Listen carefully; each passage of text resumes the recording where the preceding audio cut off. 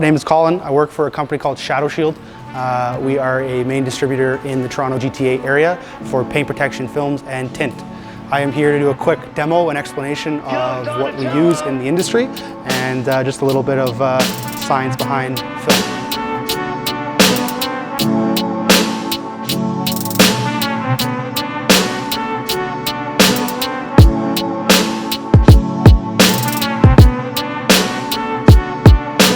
Start off with easy stuff. Big bottle, right? This is a pump sprayer. That means when you push this guy down, it creates a pressurized system and spray will come out. Why these are handy? Because you can flip them upside down, you can really maneuver them and use a lot of liquid in paint protection films, a lot. So this is typically used for your slip solution. That's what most people call it. Then you have this bottle right here. This is usually your tack solution, so a little less water is needed for tack. You don't use it as often, but usually this is a mainly water mix with maybe some 99% alcohol in, usually a 10% to 100% or 1 to 10 ratio. You have your Squeegee, right? Obviously it's a liquid apply wrap. You need to get the water and the air out with a Squeegee. So they come in different, gosh, what the name? I had the name in my head. But different levels of stiffness and hardness. There's a special name for it. But this one is one of your softer ones, and then a yellow one would be a harder one. Another big thing, which is not in this box, would be knives, right? Knives are very important. I have one here. This is Pro Bond. This is your Adhesion Promoter. You're gonna put this on edges of the panel, so places like underneath the side hood here, right? In here, and in here. The reason for that is because those areas take the most amount of stress because you're folding them. So just to be sure for popping and lifting, just putting some promoter there, make sure that it's going to be sealed. Right? It just takes that extra precaution. Essentially, I just want you to take it off the backing. It's kind of tricky. Yeah, just rip it off. Don't worry about it. Just peel it off. That's PPF. So STEC is what you guys are buying and purchasing, and it's one of the leading industry standards right now for film. Main reasons for that is just easy application. Now I want you to take the film, perfect. There you go, he's playing with it. Pull it. Pull it as hard as you can. See that right there? That's your top coat, clear coat, right? So that you just pulled apart, right?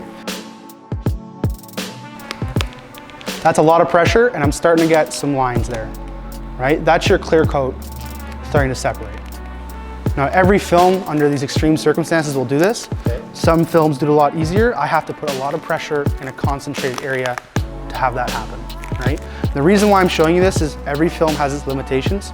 Some limitations are better than others, and this film has one of the highest rating for stretch and just easy application. Over time, that's stress because this film wants to kind of go back to its original form, which is this, right? So over time, it's going to kind of want to lift back up. Right? So you have to find that perfect middle ground between stretch, where the film's comfortable, and that comes in with a lot of time and practice and where to stretch, how to stretch, when to pull, et cetera, et cetera. So yeah, that's kind of like basic film 101, but I want to iterate just how important the solution is.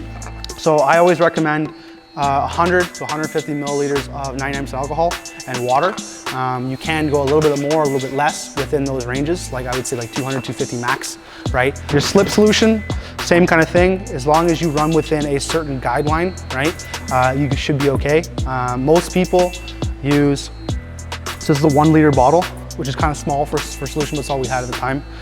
But you would probably do about 1 or 2 globs of soap and the rest warm water, right? Some people like to throw alcohol in their slip for a little bit extra tack. That's for like an experienced installer. This is mainly just to get the film on and to have it be able to be molded and played around with. Oh, you're right on the money. Okay, 900, perfect. So you're gonna take our 99% alcohol. Okay, and it's kind of hard with the light here. And so the nice thing about these triggers, honestly, a lot of people use crappy bottles too, which really kind of baffles me. I've seen people use bottles from like Dollarama and stuff. Try to buy a nice one. These ones are, thank you. These ones are really nice. The reason for that is they have a flexible trigger, so you can actually spray the bottle upside down, right? So it's handy when you're on the floor or doing like a small rocker or something, you need to actually get some stuff. So another thing is these are double shot triggers, so when I go in and out, so you can get a lot of water very quickly, right? In a perfect world, you would have your syringe and you do about 400 milliliters of water.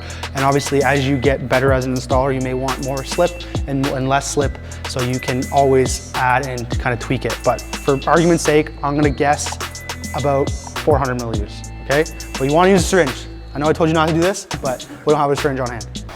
It wouldn't be milliliters. So 400 milliliters is way too much soap. 40 millimeters would be better, right? So about almost a full syringe. Edit that out. Or if you want, I can say it again, I don't know. Or just leave it in there, we're learning. So, nice thing about this is I'm gonna show you again why I recommend something that's made for the product. So if you had Dawn and you shook it up like that, you would get a lot more foam and a lot more suds. This doesn't make a lot of foam, right? Which is nice. I'm probably gonna save so many people by just showing you this. So a lot of people like these, at least from our manufacturer, and what we recommend these bottles just because they're so nice and so handy, and you don't have to constantly, your finger gets tired, right? A lot of people think that these bottles have a finite life because there's blue stuff that comes out of them. So I showed someone this recently, so you can release pressure, and there's actually a chamber in here. So like what happens is this creates pressure, but there is a washer in here, and when you constantly push on it, there's little shavings from this that can actually come off. But if we had a used bottle, I would show you there would be some blue residue in there. Sometimes that gets into the nozzle and underneath the film. So obviously, good practice to clean these, especially after installing. I would just do it once a day, right? You don't want a tiny bit of blue ruining a $100 panel. Sweet. So obviously you'd have a little bottle. There's different ways. Some people put it in, tinier spray bottles and they spray on the car. I'm just gonna use this for an example. 99, wipe this mirror down, right? So again, I'm gonna get the whole surface of the mirror, right?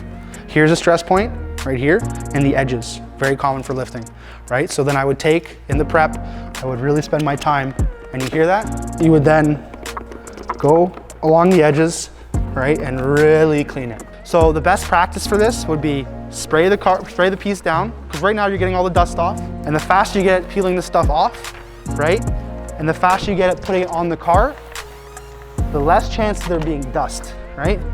So boom, it's on the car.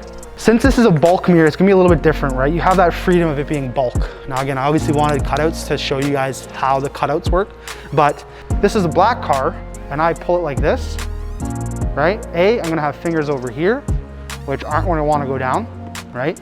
And B, you've now created a hinge.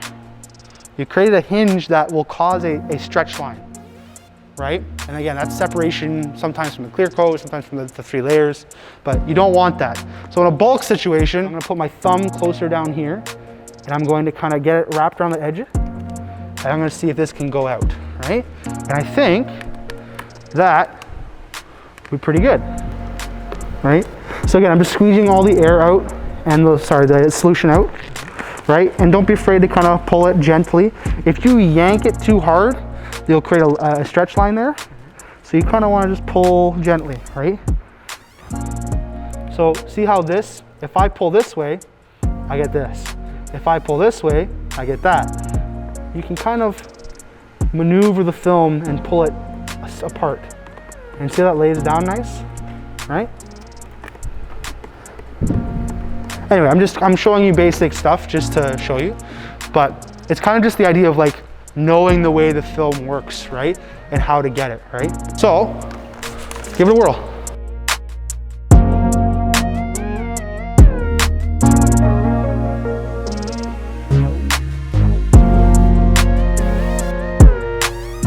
This looks great, but now look at this. You're not gonna be able to get that down, right? So it's all in the stretch of how you do it, right? And all right, Steven. There you go. So the hard part is now figuring out how to do that, and then get your squeegee, and you do this and this, and then I have a mask on, I have it in my mouth, and I'd be, fucking bottles would be hanging off, and you're more efficient. But essentially, that's the right idea, right? But do you understand what I mean by kind of pulling or kind of focusing your stretch here? So this lays over and this lays over, that kind of makes sense? Yeah.